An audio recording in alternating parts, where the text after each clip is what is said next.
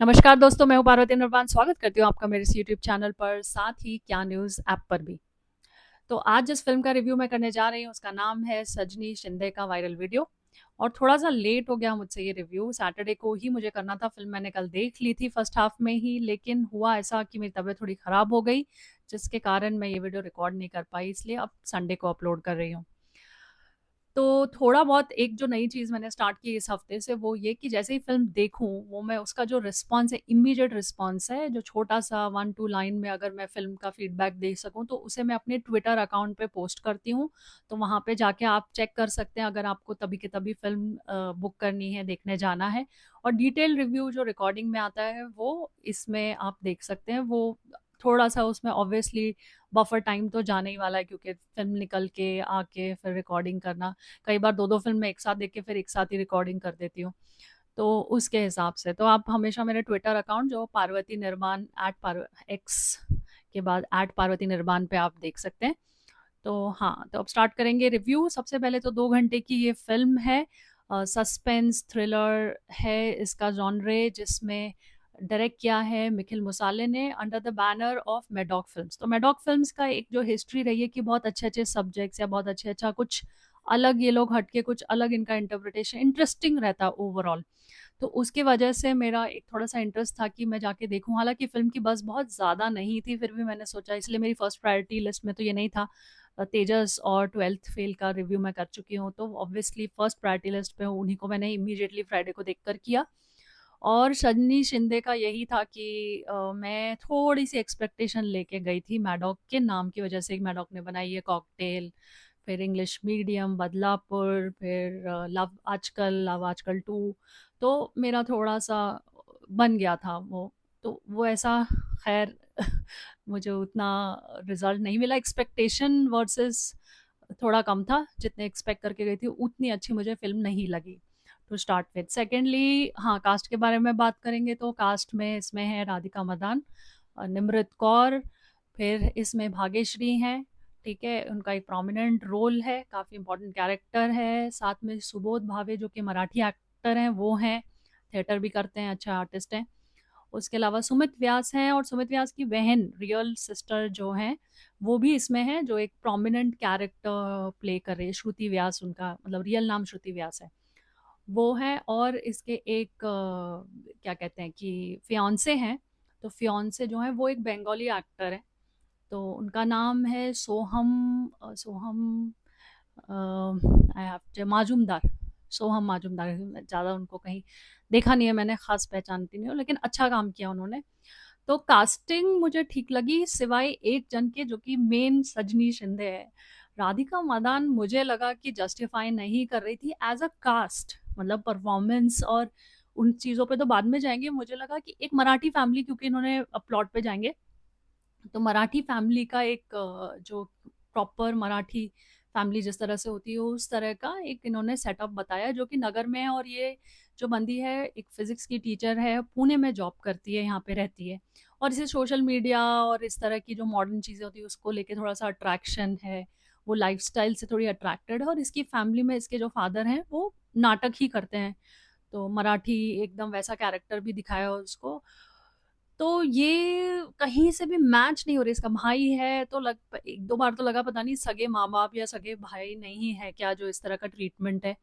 लेकिन ऐसा कुछ नहीं है, सगी है फिर भी वो, और जम नहीं रही है वो, आउटकास्टेड लगती है मुझे। तो मेरे को वो बैठी ही नहीं, उस फैमिली का एज अ पार्ट नहीं बैठी।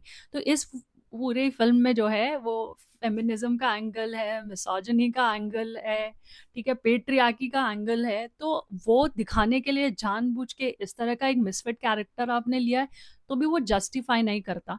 अगर वो जस्टिफाई आप कर देते तो कोई प्रॉब्लम नहीं था, लेकिन वो जस्टिफाई नहीं करता है, तो वो एक दिक्कत लगी मुझे। इसकी जगह किसी भी और राधिका आप्टे जैसे, मतलब मराठी बोलने वाली या मराठी उसमें आना चाहिए वो फील, तो वो बिल्कुल नहीं था। वो बड़ी नॉर्थ इंडियन सी वहाँ की लड़की लग रही थी, इस फैमिली की लगी नहीं रही थी।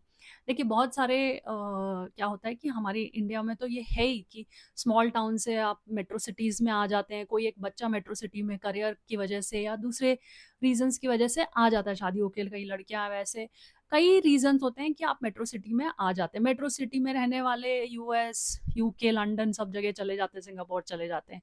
तो वो एक जो फैमिली का पार्ट है और वो निकल के जब किसी दूसरी सिटी में जा रहा है जहाँ पे एक काइंड ऑफ ज़्यादा उसको एक्सपोज़र है, मॉडर्न लाइफ़स्टाइल उसकी हो गई है, तो ऑब्वियसली डिफ़रेंस आ जाता है उसमें और उसकी फैमिली की जो लाइफ़स्टाइल है। लेकिन उसको जस्टिफ़ाई यहाँ पे कहीं नहीं किया या उस तरह से वो एक पर्सपेक्टिव डालना डालना ज़रूरी था, नहीं डाला। ओवरऑल फ़िल्म में अच्छा ठीक है क्या है कैरेक्टर्स के बारे में बाद में जाऊँगी, पहले प्लॉट बताती हूँ। तो सजनी शिंदे का वायरल वीडियो ऑब्वियसली सजनी शिंदे आप समझ गए राधिका ने प्ले किया है। उसका एक वीडियो वायरल हो जाता है, ये जाती है सिंगापुर और वहाँ से जो है कि इसका ये स्ट्रिप क्लब में डांस करती है और वो वीडियो बाय मिस्टेक वायरल हो जाता है और वो वहाँ से कहानी स्टार्ट होती है, स्टार्टिंग पॉइंट ही यही है। निमृत कौर जो है वो एक पुलिस ऑफिसर का उसने कैरेक्टर प्ले किया है और सोहम जो है उसका बॉयफ्रेंड है, तो वो एक उसको मिलती है एक ऑनलाइन के हिसाब से और डेटिंग तो नहीं बोलेंगे क्योंकि वो शादी के पॉइंट ऑफ व्यू से ही मिलती है, फिर उसको डेट करती है, मतलब बॉयफ्रेंड होता है, फिर एंगेजमेंट हो जाती है, फियांसे हो जाता है। लेकिन एकदम मिसोजिनेटिक कैरेक्टर उसको और उसके फादर को, जिसमें उसकी माँ का कैरेक्टर भी उसी तरह का बताया है। खैर, तो इनका ये होता है और ये वीडियोस पोस्ट कर रही और वायरल हो गया। अब सब इसको ब्लेम करें, इसको लग रहा है मैं अपना मुंह कहाँ जाके छुपाऊं, क्या करूं, बहुत दुखी है। और उसमें एक फिर दिखाते हैं कि मैसेज आता है कि वो उसका लास्ट मैसेज है और वो उसने डाल दिया है सोशल मीडिया पे कि I can't take it any more, मतलब मैं ये सब बर्दाश्त नहीं कर सकती, मुझसे नहीं हो रहा और अब मैं I want to just you know commit suicide वाली बात है। तो वैसा वो लास्ट एक नोट डाल के चल जाती है, उसके बाद उसको वो ट्रेसेबल नहीं है। तो पूरी फ़िल्म में ये चल रहा है कि अच्छा मर गई कि नहीं मर गई, ज़िंदा है या सस्पेंस में मैं स्पॉयलर्स नहीं दूँगी, नहीं बताऊँगी कि क्या होता है एंड में। लेकिन वो पूरी फ़िल्म में वो एक बिल्ड कि एक्चुअली वो मरी है कि नहीं मरी है, ज़िंदा है, मरी है, लिख दिया या खुद अटेंशन के लिए डाल के कहीं चली गई है, तो वो एक बना रहता है, वो एक प्लस पॉइंट है। उसके अलावा मुझे ऐसा लगा कि स्क्रिप्ट लेवल पे जो है वो इतनी स्क्रिप्ट स्ट्रॉन्ग नहीं थी, डायलॉग भी कुछ खास नहीं थे, स्क्रीन प्ले भी ओके ओके था, डायरेक्शन ओके था। तो टेक्निकली फिल्म इतनी कुछ खास लगी नहीं, बुरी नहीं है बट नथिंग स्पेशल।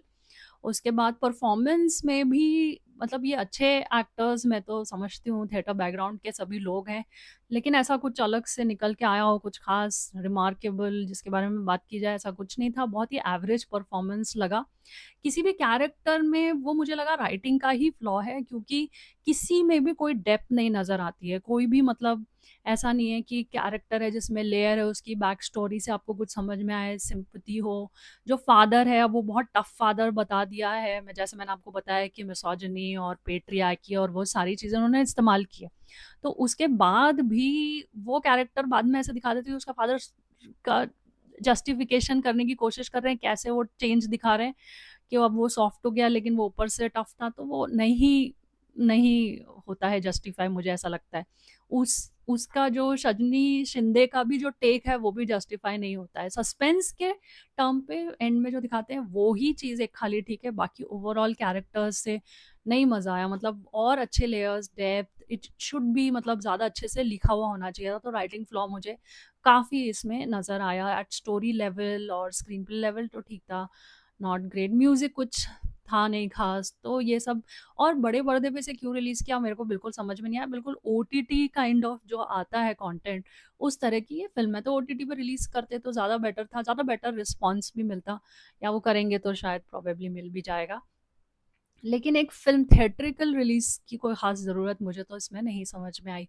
तो रेटिंग मैं इसे दूँगी 6 स्टार्स, उससे ज़्यादा नहीं दे सकती सस्पेंस की वजह से, suspense is good, that's the only thing.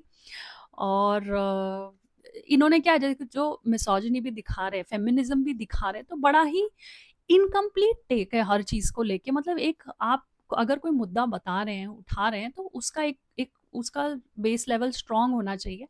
उसको बात को कहने का तरीका कुछ ऐसा होना चाहिए और कुछ एंड में कंक्लूसिव सा लगना चाहिए। इसमें बस कोई भी बात ऐसे कह दी, फिर वो छूट गई, फिर कह दी, फिर छूट गई। कुछ कंक्लूसिव था नहीं। तो वो ही एक मुझे लगा कि क्या ये फेमिनिज़्म के बारे में कहना चाह रहे हैं? क्या ये अगेंस्ट कहना चाह रहे हैं? क्या इनका कोई टेक है या नहीं है? या फिर इनका जो होमवर्क है वो ठीक नहीं है? तो पता नहीं अभी इनमें से कौन-सा रीज़न था, जो भी होगा, लेकिन मज़ा नहीं आया ओवरऑल ये है। तो आप इसको मुझे लगता है कि बुरी नहीं है, इसलिए आप ओटीटी पे देख सकते हैं, लेकिन थिएटर में जाने के लिए मैं तो नहीं रिकमेंड करूँगी। तो दोस्तों आप बताइए कि आपको मेरा रिव्यू कैसा लगा, और किसी सीरीज़ का या फ़िल्म का रिव्यू आप देखना चाहते हैं, क्योंकि और भी फ़िल्में रिलीज़ हुई हैं, तो बिल्कुल मुझे कमेंट सेक्शन में बताइए या फिर मुझे मैसेज कीजिए, मेल कीजिए इनबॉक्स में। तो मैं आपको उसी हिसाब से रिस्पॉन्ड करूँगी। और हाँ, ट्विटर पे तो मैं बहुत एक्टिव हूँ, तो आप मेरे को वहाँ पे भी लिख सकते हैं। इमीडिएट रिस्पॉन्स के लिए आप मुझे वहाँ पे डाल सकते हैं, तो आपको इमीडिएटली मैं रिप्लाई वहाँ पे कर दूँगी। नमस्कार दोस्तों, और हाँ, मेरे चैनल को लाइक कीजिए, सब्सक्राइब कीजिए, शेयर कीजिए। धन्यवाद।